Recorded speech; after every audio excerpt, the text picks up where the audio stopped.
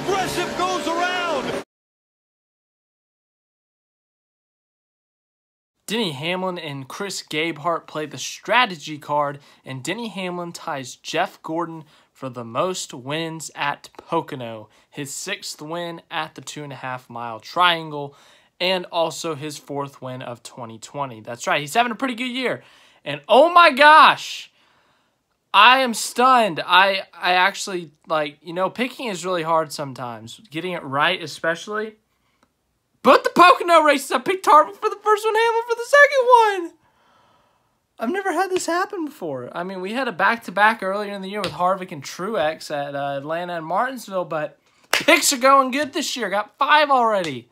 That's like a personal record. I think my old record was like 2. But I got 5 wins this year on picks already.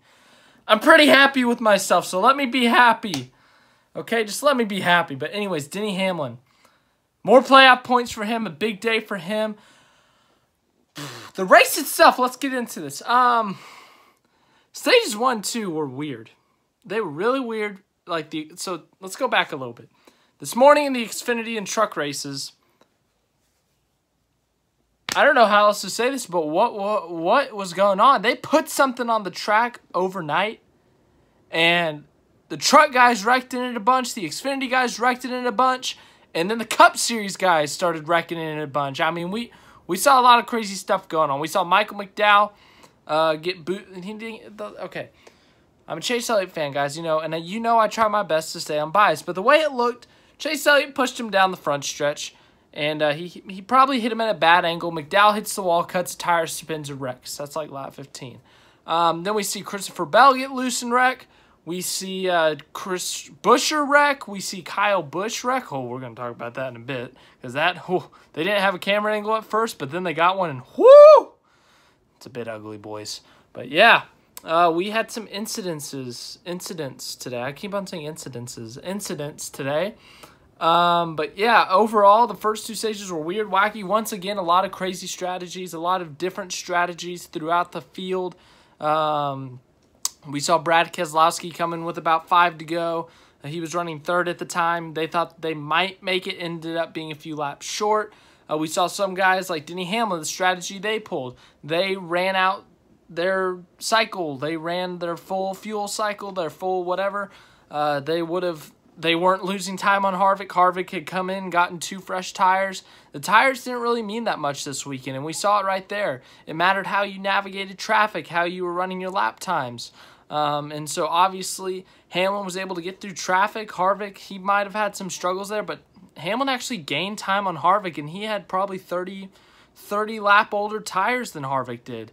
So then Hamlin goes in and he takes 2 tires, fills it up on fuel to make sure they can make it to the end, and he ends up pulling back out on the track ahead of Harvick, and he's a good chunk ahead and ends up beating Harvick back to the line. So basically reverse of what we saw yesterday. Yesterday we saw Harvick with the strategy call able to hold off Hamlin, but this time Harvick didn't really make it as competitive as yesterday. Yesterday Hamlin was able to get within 3/10 of Harvick.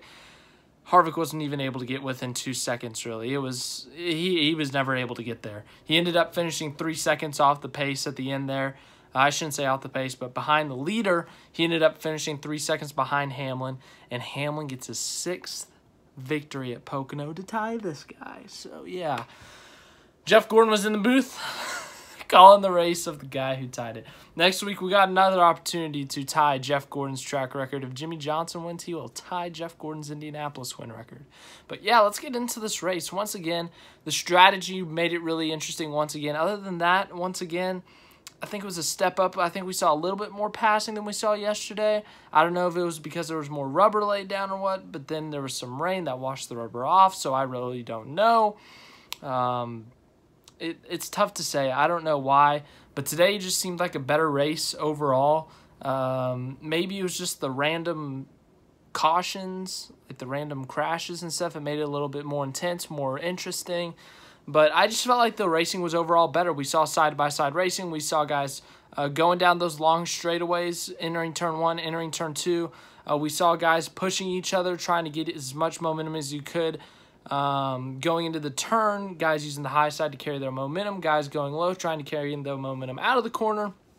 Saw a lot of weird things today, but once again, it wasn't like a wow, what a race.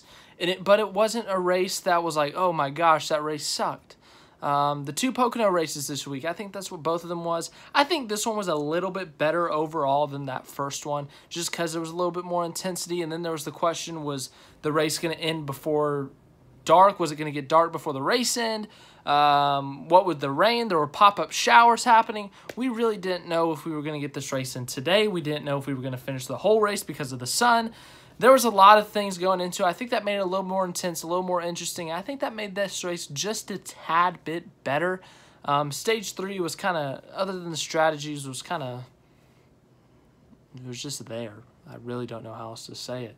But, yeah, the race overall itself, no, other than the Kyle Busch, Brian Blaney thing, no big drama at the end of the race. Clint Boyer and Alex Bowman beat doors to try to battle for 8th or something. Bowman came up, hit Boyer a bit. Boyer came down and said, "You gonna hit me? I'm gonna hit you!" So just slamming him. But yeah, let's see. I don't see anything. Yeah, I don't see anything about them fighting.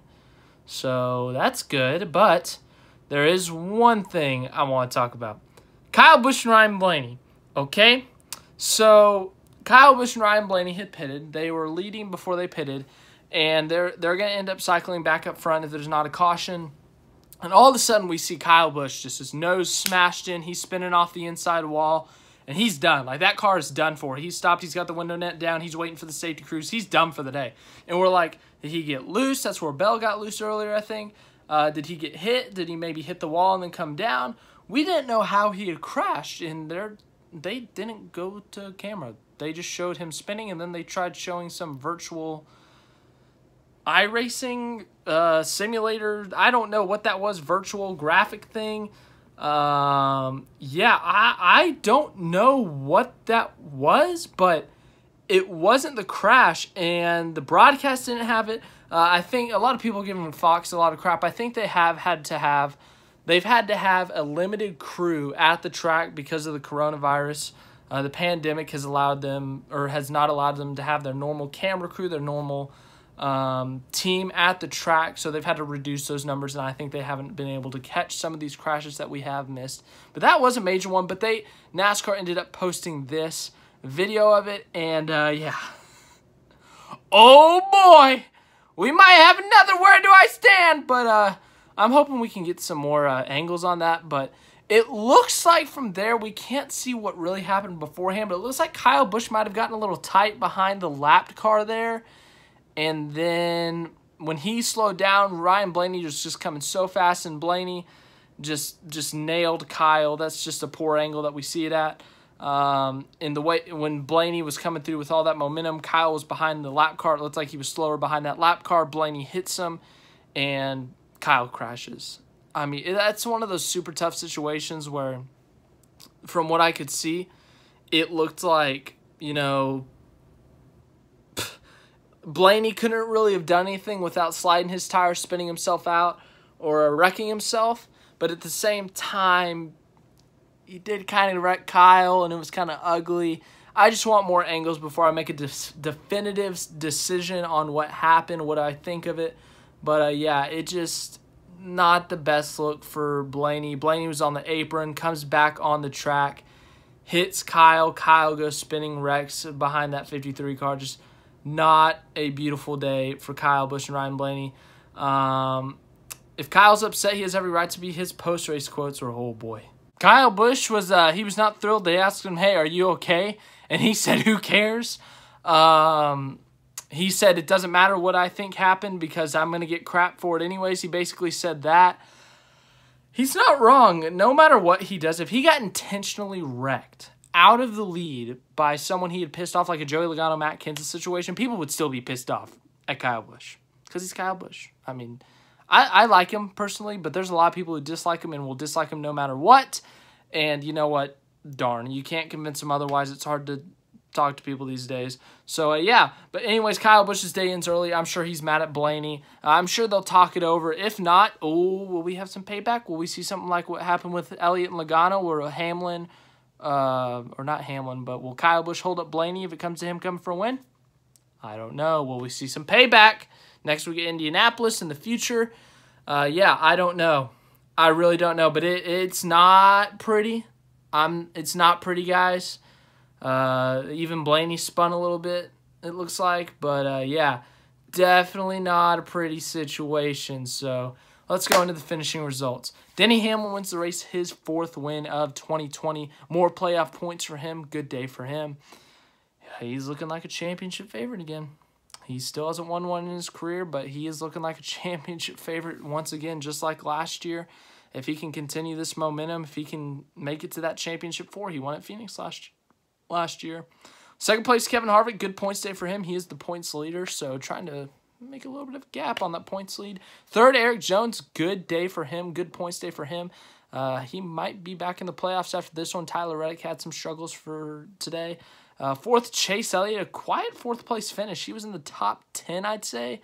Most of the part of the day, he started at the back, had to change transmission, and comes back up for 4th place finish. 5th, Eric Almirola, led a few laps, pitted late, ends up getting a 5th place finish. Good finish for him. Really good weekend for him. Top 5s in both races. Stewart-Haas Racing, a good weekend overall. They had 3 cars in the top 10 for this Pocono race as well. Promising weekend for both the 10 team and Stewart-Haas Racing as a whole. 6th place, Matt DiBenedetto. I talked about this yesterday. He had a really good car yesterday, and he was a top 10, maybe even a top 5 car, but he finished 13th due to some strategy, or 14th yesterday due to some strategy. But today he capitalizes on it. Gets a 6th place finish. Really good points day for him. He needs those points. He's on the bubble for the playoffs. 7th, William Byron, a solid day for him. We didn't talk about this yesterday, but Hendrick Motorsports and Chevrolet overall, they sucked. No Chevys in the top 10. First one was Matt Kenseth in 11th. All 4 Hendrick cars did terrible. Byron was like the highest finisher at 14th. Jimmie got like 20th. And Bowman and Elliott had their problems and were 25th or worse. But they much improved on it today. 3 cars in the top 10. So much better day than yesterday. 8th, Clint Boyer. 9th, Alex Bowman. 10th, Martin Truex Jr. 11th, Brad Keselowski. 12th, Matt Kenseth. A good overall weekend for Matt Kenseth. He has been struggling a bit ever since that top 10 at Darlington. Ends up with an 11th and a 12th. It's a good weekend for that team. 13th, Kurt Busch won a stage. Kurt Busch and Brad Keselowski won the stages today. So good for them to get playoff points, especially for Keselowski, who's already in the playoffs.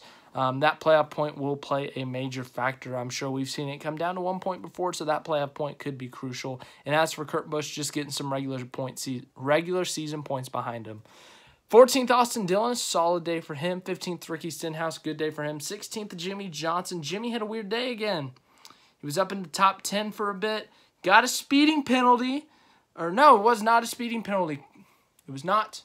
It's a loose wheel. Or no, uncontrolled tire. It's like 8 o'clock at night, guys. Give me a break. Uncontrolled tire, went across pit road, came back to him. 16th place finish. 17th, Cole Custer. 18th, Ryan Newman. 19th, John Hunter Nemechek. 20th, Bubba Wallace. Bubba Wallace was in the top 10. Even the top 5 for a bit with some strategy calls. He was holding his own. Ends up getting 20th place finish. 21st, Corey LaJoie. He was in the top 10 for a bit due to their call. 22nd, Ryan Blaney. Apparently, he hit the wall, had a tire issue or something late in this race. But, yeah. Oh, boy, you better hope Kyle Busch isn't pissed off at him. 23rd, Ty Dillon. 24th, Joey Logano. I don't know. I think Joey had a penalty late. I think he had a speeding penalty. 25th, Ryan Preece dropped to the rear at the beginning of the race. Would have started on pole. Ends up with the 25th. 26th, Daniel Suarez. That team's actually not doing bad this year. For their standards, they're not doing bad. They're consistently in the top 25th to 29th range. They're not doing that bad. 27th, Brendan Poole. 28th, J.J. Yeley. 29th, Timmy Hill.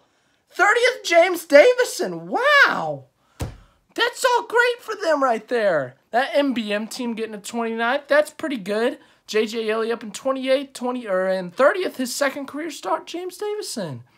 Good for him. 31st, Quinn Houff. 32nd, Garrett Smithley. Wow, I almost called him Quinn Smithley.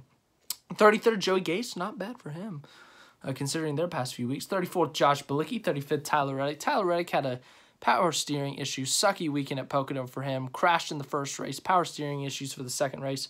36th, Chris Buescher. 37th, B.J. McLeod. 38th, Kyle Busch. 39th, Christopher Bell. 40th, Michael McDowell. Wow. Triple header today. Pocono doubleheader for the Cup over the weekend. Oh my, that's a lot of racing. Yeah. As for this week, I'm really, for sure this week you will see that NASCAR Star Wars music video. Everything else, I'm not sure. I might do a Where Do I Stand for Kyle Busch and Ryan Blaney if I get more angles. I got a busy week, but other than that, not sure. Then we got Indianapolis this upcoming weekend. I'll talk about the IndyCar, Xfinity race, Cup Series race. We'll look into all three of those probably. But it'll be a fun weekend. Next weekend we got a lot of racing once again. July 4th weekend. It's going to be a fun time. But yeah, thanks for tuning in. If you're watching, make sure to leave a like and subscribe. It literally takes you like 2 seconds, and it would make me extremely happy. So if you want to see me extremely happy, click the like and the subscribe button. And thanks for watching. I hope you enjoyed it. I really do. Having a fun season so far. I cannot believe that I have gotten 5 picks right on the season. 5. Like, seriously, I can't remember the last time I've done this good with picks. Like, I'm mind blown. Getting really lucky this year. Really lucky. So, thanks, Denny. Thanks, Kyle. Or no, thanks, Joey and Kevin. Those have been, no, Denny, Martin, Kevin, Joey. Thank you guys for, thanks.